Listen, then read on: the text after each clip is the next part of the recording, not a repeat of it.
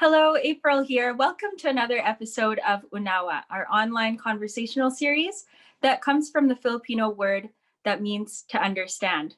We want to encourage Filipino youth and families to find common ground and understanding with each other and aid in the normalization of mental health in the Filipino community.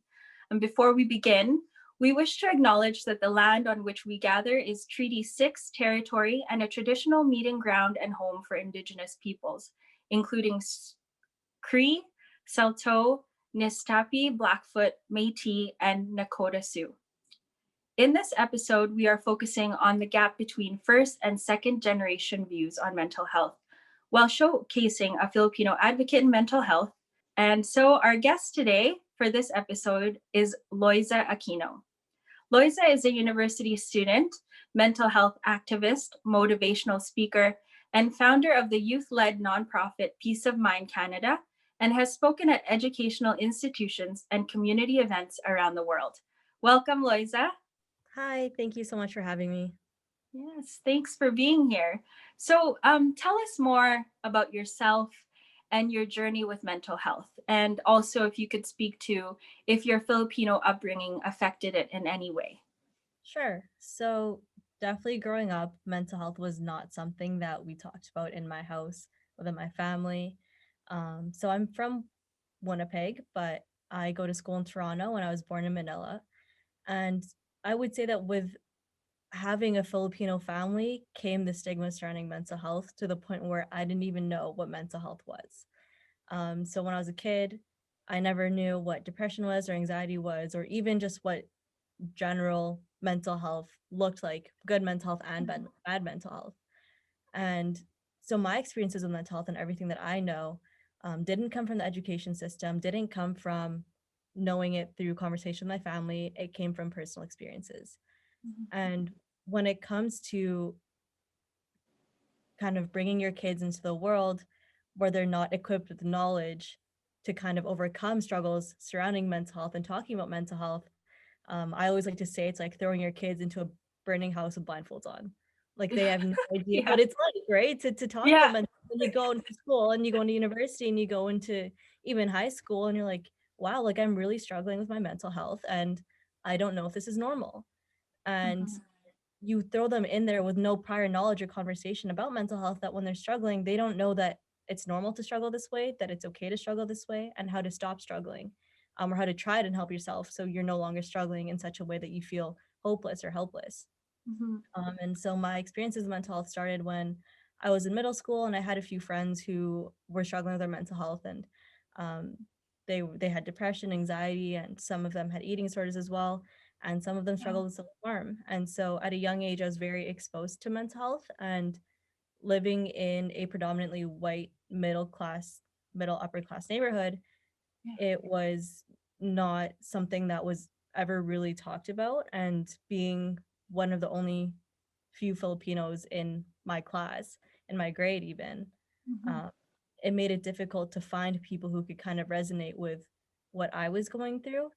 Um, and I guess fast forward to 10th grade, I lost one of my best friends to suicide, and his name was Miguel. And um, I didn't know how to deal with it. And I think that as much as my parents and Filipino parents in general tried to prepare their kids for the real world, it's hard to prepare them on something that they were not taught themselves.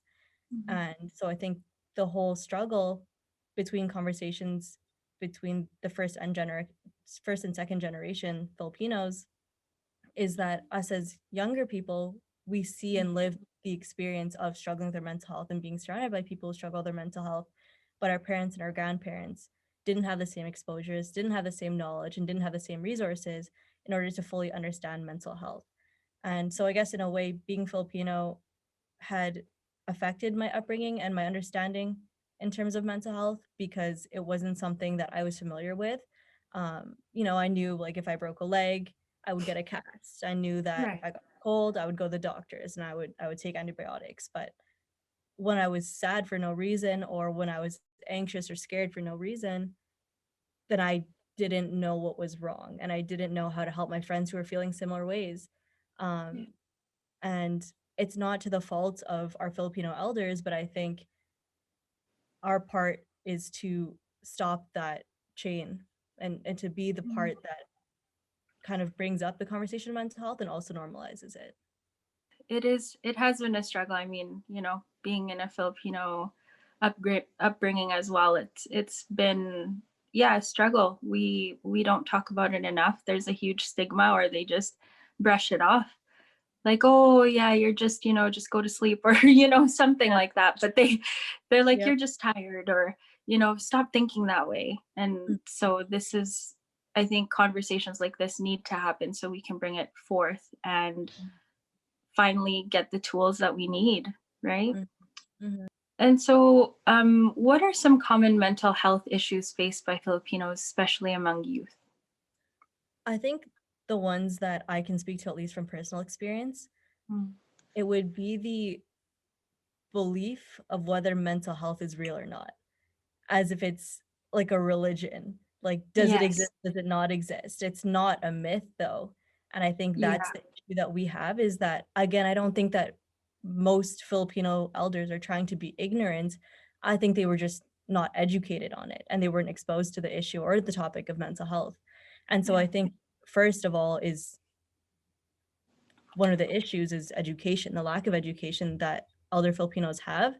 So when young people can identify that they are struggling with their mental health, the fact that they can't properly express that to an elder who is able to help them or is in a better position to be able to provide resources for them, when they're not able to get that support, when it already took so much for them to muster up that courage to ask for help to begin with, when they're Yeah. discouraged by saying, oh, it's not real, or, like you said, go to sleep, walk it off, Yeah. put Vicks on your head, you just have a headache. Like it's one of those things where we don't know how to get help.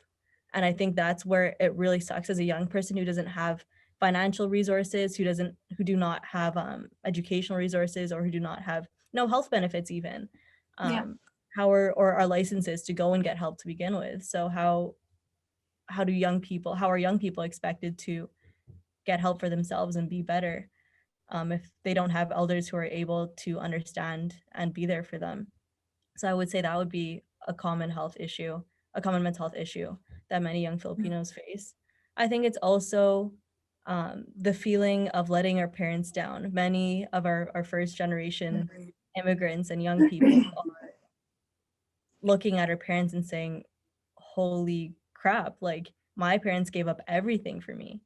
They left their homes, they left their jobs, they left their family, they left their friends, and they came to a country where they didn't speak the language, didn't know anyone, didn't have any money, and they threw all of that away and left it all behind to come here. And I would hate for them to feel like what they've done for me is not enough already. And so Yeah. to say that I'm still sad regardless, I am still anxious regardless, and I'm still struggling with my mental health regardless of everything that you've ever done for me.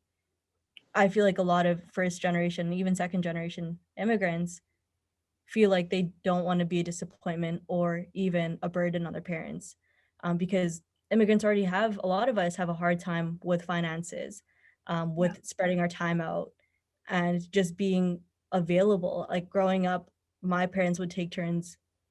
If we weren't with a babysitter, one would be working overnight and one would be with us during the day.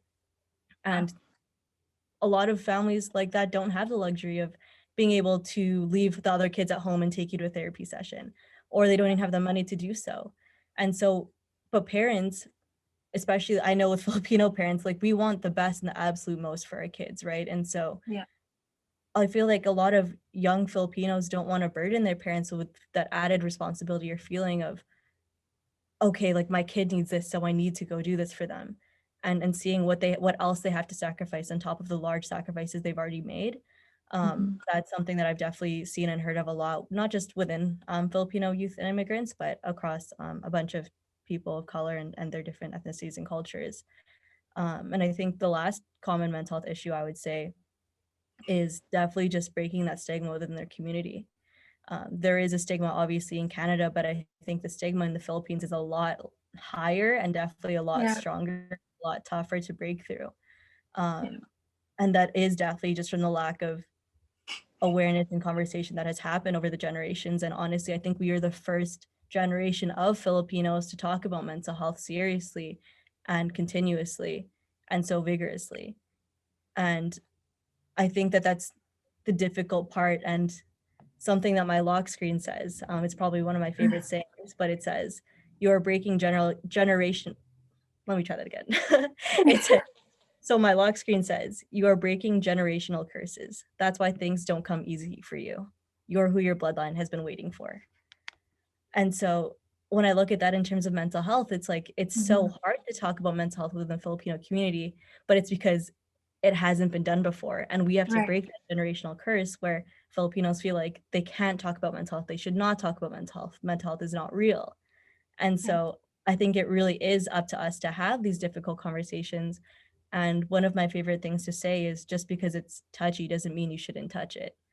And Mhm. so when it comes to the conversation of mental health, I think one of the hardest things as a young Filipino is the resilience to keep talking about it when you feel like nobody is listening or nobody believes you.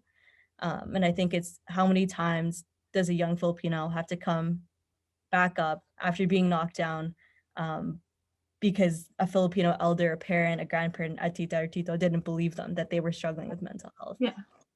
So I think it's definitely resilience, I would say, is the last mental health issue that young Filipinos can face. Wow.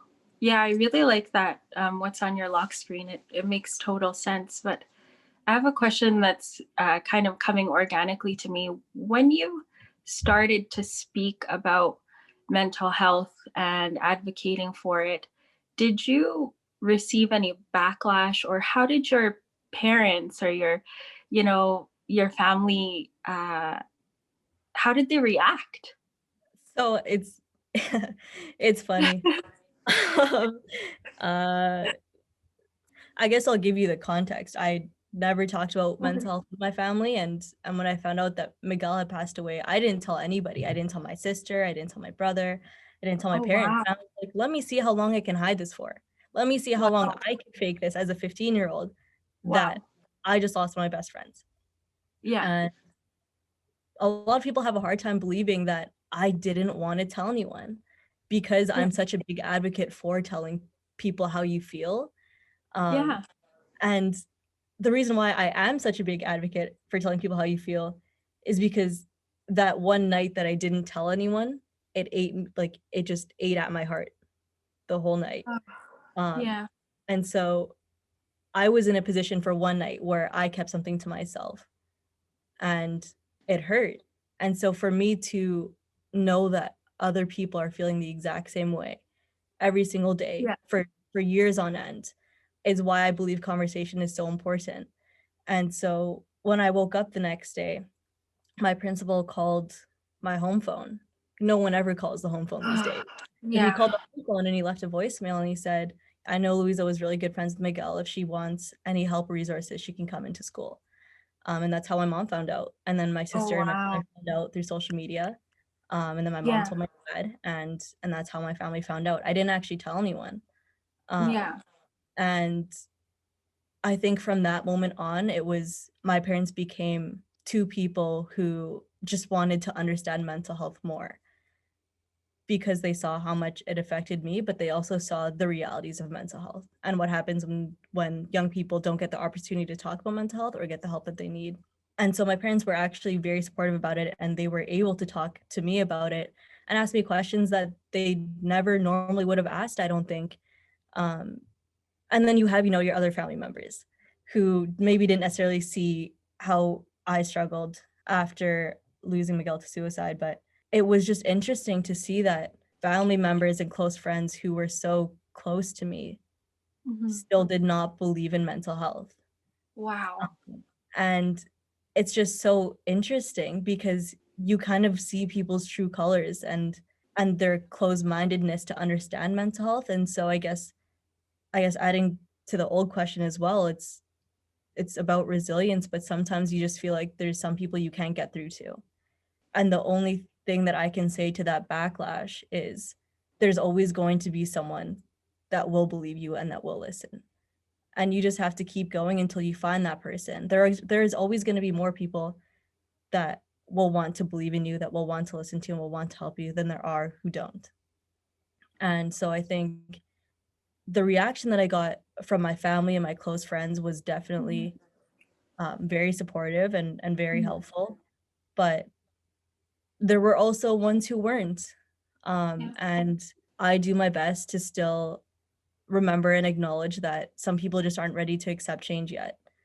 Mhm. And that's okay, but it doesn't mean that you necessarily need to be around them. And I think that was my difficult situation. Um, how can you not spend time around family, but it's okay if you don't spend time around certain people if Mhm. they're not good for your mental health? Yeah. And so that's what it really comes down to is I had amazing support and I had people that understood, and for the people who didn't understand and didn't support me, Mm. it was just finding that courage and that resilience to get back up and say that's okay because I have people who care. And that's all that it really comes down to. Yeah. That must have been just so eye-opening too, just knowing who's there for you and who isn't ready Yep. for those types of conversations. And that I would assume, I mean, I think I've been through it too. Just Mhm. seems like it's painful but necessary. Oh yeah. And I Yeah. think I think it's a I think everything happens for a reason for the most part. And Yeah. even if people don't think everything happens for a reason, I think there's always something beautiful to be found in painful situations. And I think that every adversity is a chance to learn something new about yourself and to learn a new lesson. Yeah. And I just learned the art of letting go. That's all it was. Letting go of Yeah. things that hurt you, letting go of things that don't matter, letting go of things Mhm. that have no positive impact in your life and are holding you back from being happy and from being healthy mentally and physically. Yeah. And so I definitely learned through that there was a bigger picture to it all, and it wasn't necessarily Mhm. about who around you is supporting you and does believe you, but it's more about who does focus on Yeah. supporting you, who does wanna believe you. Yeah. And it was just trying to practice and rewire my brain to focus on the positive and not the negatives. Yeah. Awesome. Thank you. Thanks for answering that. No um, problem. Good and question. so, yeah. And what advice would you give to Filipinos who want to start like having these conversations about mental health with their parents? And oh well, I guess you touched on your personal experience about what happened with your friend, um, and how that opened that up for your parents. But do you have any advice for how other youth could, start talking to their parents about it? Mhm. So I think I find that in general, people believe statistics. People believe numbers. For some Mhm. reason, people believe science and numbers. So I would say start with the facts, right? Like Okay, 1 in yeah. 5 people have mental illness in Canada, but 5 in 5 have mental health.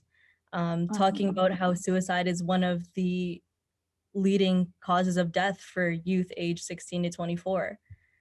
It's one of those things that you kind of have to pile onto them slowly. You can't just drop a textbook in front of them at dinner and be like, Yeah. "Okay, read all of this and know all of it by tomorrow. I'm gonna quiz you on it." It doesn't I Could wish you it worked like imagine? that. It would be great, but that's not the Yeah, way that it usually works. If it does work with you, that's great, but it didn't yeah, work for me.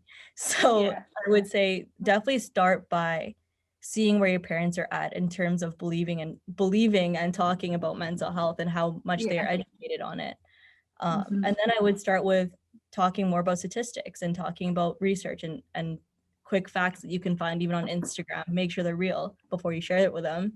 But do your research, get the facts straight, and talk to them and say, like this is an illness. There are illnesses out there that you can't physically see, and one of them start with the ones that are the most talked about, like depression, anxiety, and if you feel like you are struggling with something else and you go and you tell your parents, I think I might have this and I'd like to talk to a psychiatrist and get diagnosed, then Mhm. approach it in a similar way to if you had a flu or like if you had a fever, um, Mm. but definitely with more, I guess, information about it because your parents Yeah, know what it means when you have a cold. They know you're yeah, coughing and they know what it sounds like, but when you're struggling and you don't know if you have depression or anxiety or if you have another mental illness, they don't know what that looks like, so they can't help you if they don't know what you're talking about. But then again, we also that's assuming that people are able to have these conversations with their parents to begin with. There are mm, Filipino parents, there are parents in general who do not have the same relationship with their children, where they're able to talk about these things. And my advice to them would be there is someone that is able to help you that does care, whether it be a teacher, a friend, a parent of a friend, a cousin, an aunt, or an uncle. Like there is someone that is willing to help you and wants to help you and wants you to be healthy mentally. And my advice would be do not stop until you find that person, because they exist and you do deserve to be happy and to get that help. So I would say stay resilient, keep trying, and find a support system, even if it's not your family, it could be friends, to kind of just keep you going and helping you move forward and find someone that can help you. Okay, thanks for that. And then I guess, like to flip the script, is there any advice you can give to the Filipino parents that could be watching who likely grew up with a different mindset? And if their kid, one day says, I might have something. I would say, I should ask my mom, but I would say that's a good idea. Yeah. Let me see if she, 1 second. She might get mad at me, but that's okay. If you're my mom, they want to interview you. They have a question for you. Okay, Mom, just sit up. Just. Okay, no, you look fine. You look fine. So the question. Hello. This is my parents. Hello. Kamusta po? Hello. Okay, so the question is Filipino parents. Okay, I forget the question. Yeah, okay. What advice can you give Filipino parents if their kids want to talk to them about mental health? I guess first, you just need to listen. I guess we were raised differently, so there's lots of like learning process talking to Loizza. I guess seems like the role was reversed. She's like trying to educate us about mental health because as an ordinary parent, I think, who's raised in the Philippines, the initial thinking is that, oh, you know what, it's just mental health, it will just pray hard, you'll get through it, it's part of like growing up, there's ups and downs, and it's kind of hard because you have conflict within yourselves, like within ourselves. Like we have to pay attention to what she's saying and understanding the message, like her messaging, like what is she trying to say. So in the process, maybe at first we were not quite understanding what she's trying to say, but in the process, as we listen to her more and more, we go through to her speeches, like we all listen to her interviews, so there's realization. So I guess for the Filipino parents, like I always say, this generation is, I think, well, even with our time, we'll say there's generation gap. And I will say now, like, there's no generation gap. I'm still young. Like, I can use the Facebook, I can use cell phone. Like, we're cool. We're into this. Like, it's different now because it's so fast paced. Because even talking to my smaller, like, nephews, nieces, they're so advanced. Like, they're so like as they say, this is like, I think, the most forgiving and most understanding generation, I guess, compared to our generation. There's acceptance to like gender equality, there's acceptance to like mental health. Like now you can say mental health before you, in the Philippines, say, oh, mental health, you go to Mandaluyong, go to mental health. Like, it's always a joke, like no one's taking it seriously, right? Like even if you say, oh, baliw ka, like punta ka sa mental, ganyan. It's just, that's how it is. Like, that's so how it is. Loizza says, Mom, you don't use that. Like, I said, why not? Like, I think that's the other thing. I think be careful of the language that you use. There's, I think one of the things that you can, as Filipino parents, is unlearn and relearn. I think that it's all about unlearn what you've learned in the Philippines and relearn what mental health is and what you should. I think it's a process, right? Because it's a process, because if you as a parent is like close-minded, and I'm sure lots of, like, I'm guilty to that too, and I'm sure like she even is.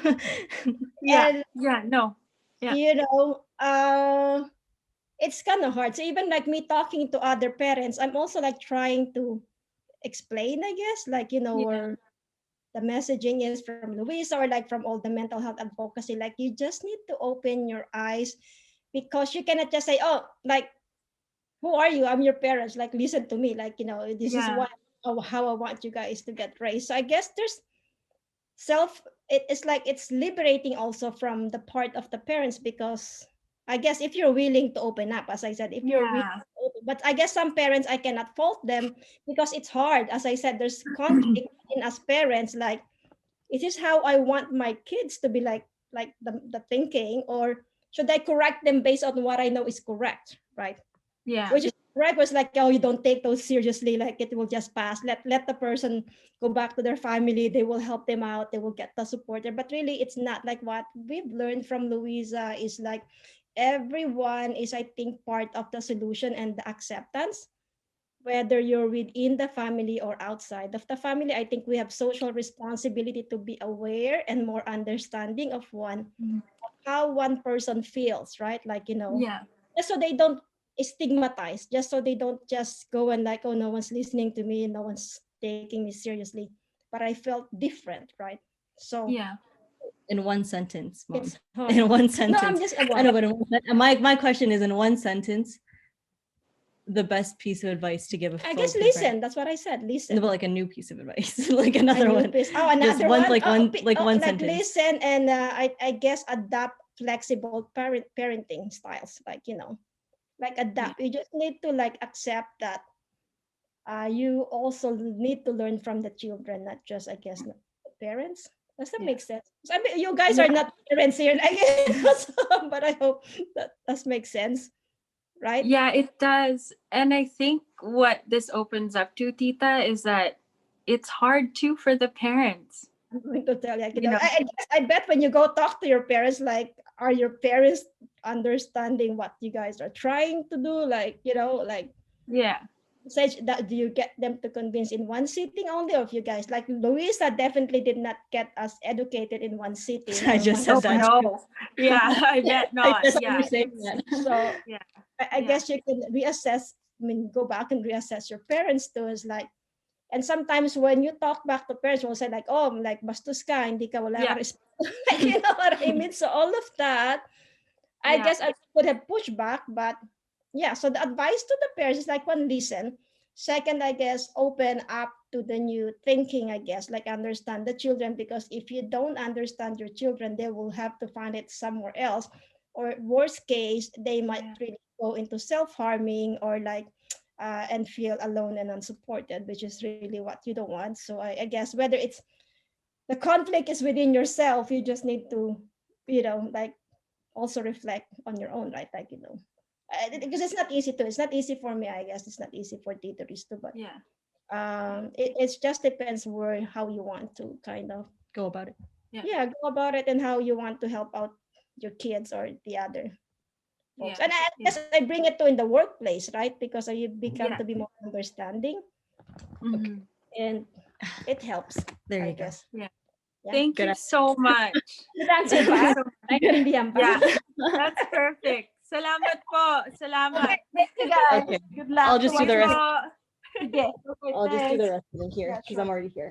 Yeah, there is no short answer to that, for sure. Yeah, no, there isn't. And that really opened my eyes up, because it's difficult too for the parents, because I would think that if they hear you struggling, maybe they feel like they're not doing enough, but or it's their fault or something. And really, it's not anyone's fault. We just have to seek for something more like professional. Like, if you really did have something, there's help out there. But I mean, Tita said that maybe I'm not a parent, but I do have 2 kids. I have 2 kids. How old are they though? Oh, they're young. I have a 6-month-old and a 4-year-old. So cute. My mom said good luck. Yeah. It's fun. But in going back to the whole thing, I just feel like, if they did come to me and say, I'm super sad, or I'm struggling, a piece of me might think, did I do something wrong?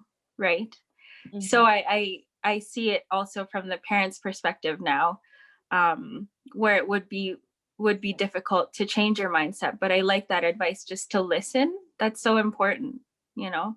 It's such a simple thing, but to listen is so important. It is hard. It usually is. Yeah. Yeah. I love that your mom did a cameo. That's so cool. She's really great. Like she's awesome. She's used to that stuff. Tell her. Yeah. Now she's used to it. She's like, oh, here she comes again. She heard me coming up the stairs. I know she's fake going to sleep or something. Yeah. But she's used to it. Like TFC came one day and she was just CBC, like they come all the time and she's great with it. My dad, not so much. He just likes staying shy. Yeah, let's my mom do the talking. That's great. So it's all good. Yeah. Moving on to the next question. What steps can we Filipinos take, do you think, to break down the stigma around mental health? I think my mom honestly said it best, listen. Yeah. I think listen to what the young people have to say. Also, young people, be patient because they're not going to learn anything overnight. As much as we wish they would or they could, they can't. And I think forcing too much information up someone's throat at once is not the best way to go about allowing them the time to understand and wrap their head around a difficult concept sometimes. So definitely be patient, listen, and have conversation. Conversation leads to awareness, awareness leads to education, and education leads to a more empathetic approach surrounding mental health. And so how else can we learn and educate? I always believe that conversation was the best way to talk about mental health because it doesn't cost you anything. Like we're not asking you to give up your arm or your leg or pay $100 to support a cause. Like we're just asking you to practice destigmatizing in your everyday lives. And that can look like being kind to yourself. That can look like giving yourself mental health checks. That can look like going to a therapist. That can look like talking to your friends and asking them how they're really doing, because it's so easy and automatic for us to say, I'm good, how are you, when we're asked how we're doing. But when you say, it's actually like when you say, I'm not doing well, a lot of people don't know how to react. And I guess like the best example I can give is one of my best friends had a class with my kuya and they were sitting down and she goes, hey, how are you? And he goes to her and he says, hey, how are you? And she goes, I'm bad, how are you? And he goes, oh, good, I'm good. Just because he's so used to saying like, to hear that you're doing good. And so it's like when you're just so used to everybody being good and you're so used to only hearing good. It denormalizes the fact that life isn't always good 24/7. And I think we need to start being honest with ourselves and honest with each other when it comes to mental health and admitting and learning to be okay with the fact that not every day is going to be great. And I think to break down the stigma, we start with ourselves.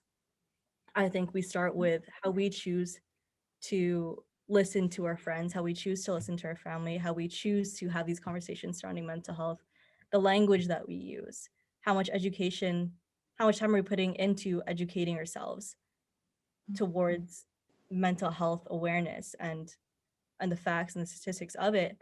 I think the best way to do it for myself and what's worked best for me is definitely just talking about things that make me feel uncomfortable because it helps me grow and it helps me understand where my limits and my boundaries are, and it helps me kind of work on talking about different things that I have a hard time talking about. So for me, something that I used to have a hard time talking about was like my genuine feelings, because I just thought I always had to be someone that was always okay. As a mental health advocate, you can't advocate for positive mental health if you're not feeling well. So I always had a hard time saying that I wasn't okay because I just felt like I was someone who always had to be okay. And when you lie to yourself on a daily basis and you're lying to other people and you're going to schools and you're going to talk to young people and just projecting that you're okay, that's not helping. As much as you would, as much as you're trying, it's not helping yourself. And you have to start with yourself. If you want to make an impact in this world, you start with yourself. And I don't think there is such thing as a change too small. So even starting with doing something for mental health every morning, whether that's waking up 15 minutes earlier and going for a walk to clear your mind, or meditating for 15 minutes when you wake up, or writing down 15 things you're grateful for when you wake up. Just kind of doing something for yourself every single day. We forget that we need to take care of ourselves, and if we don't, no one else will do it for us. So break down the stigma within your own life, within yourself, and then break down the stigma with the people around you. And once we're all able to do our own part, I've seen what conversation can do in numbers. And so, yeah, that's what I would say. Awesome. Thanks. Yeah, that is it's really difficult too, like when you touched on you yourself speaking, advocating about mental health, but then sometimes we forget about checking on ourselves. And then you're like, oh my gosh, yeah, I'm like giving all these speeches or talking about it, but how am I for really, right? Mm-hmm. And that's so important. And what are some signs that show us it's time to check in with our mental health? Like, you know, I think saying. I would say one common thing amongst a lot of young people is burnout. We try Yeah. to do so many things at once, and Oh the yeah. second we can't fulfill one thing, we feel like everything is going downhill. So I think when we have so much on our plate, it's important to check in and look at our priorities, look at how important these things really are and how it's affecting our mental health. And I think that's a really good indicator, because if you feel like you're tired all the time and you feel like, you know, you don't want to do this anymore, and you hope that tomorrow, if you hope that tomorrow half of the things were off of your plate because you don't actually care about it, then it's like you need to reevaluate what you find important in your life, what you're prioritizing. Another sign would definitely be like, I feel like it's something, sometimes you don't need a sign. Sometimes you should just, you just got to do it once a month and just sit there and say, okay, like, how am I really doing? I think we forget to ask ourselves how we're doing. And it's really important to take that time to self-reflect and think about what we need to work on to better ourselves, mentally, especially. And another indicator I think would be losing motivation and losing passion and interest in things that we love doing.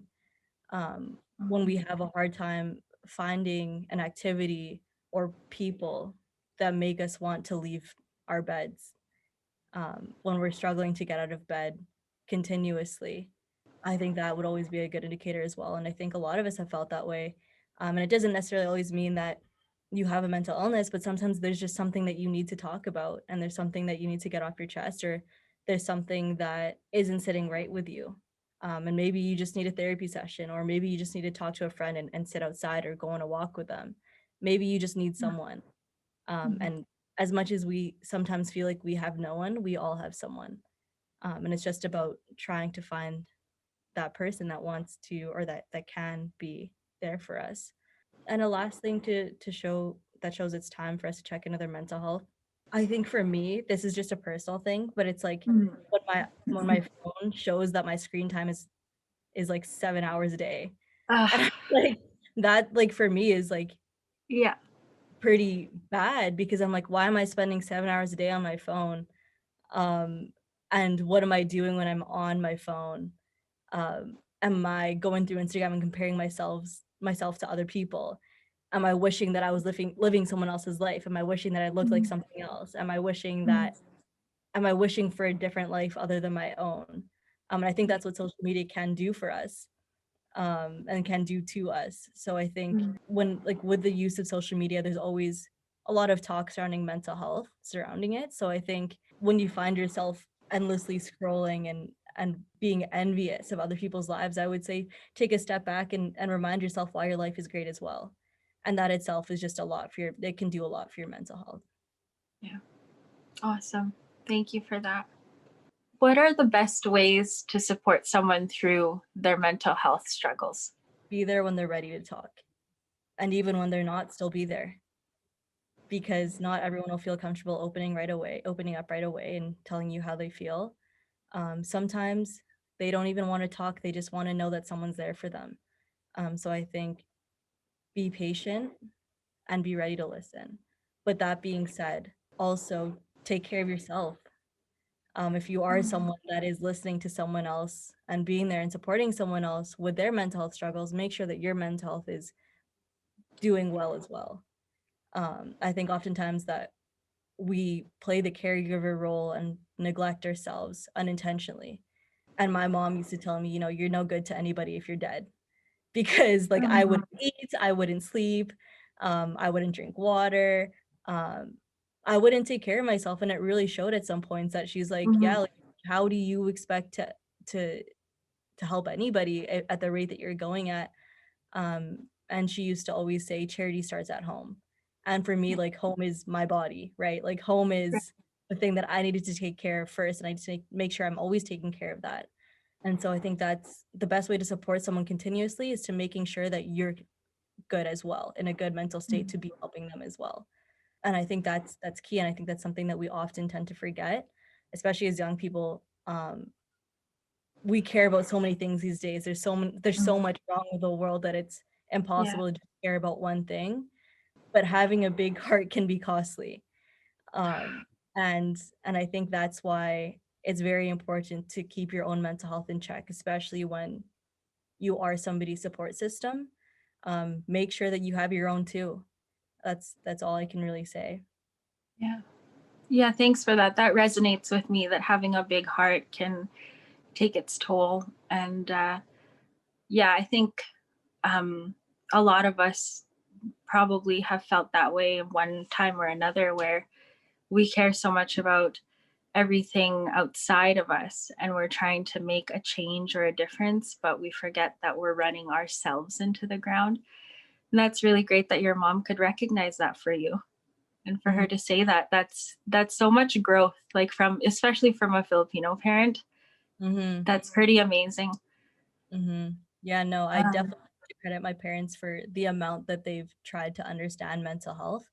Um, and even my mom acknowledged they're not fully there yet, yeah. and they're not learning. They've accepted the fact that they have to learn from their children. Mhm. So that flexible parenting style. I got lucky because I'm the Yeah. youngest and I got that. Yeah. My sister on the hand is 3 years older than me, and she didn't have as much of a flexible parenting style. Yes.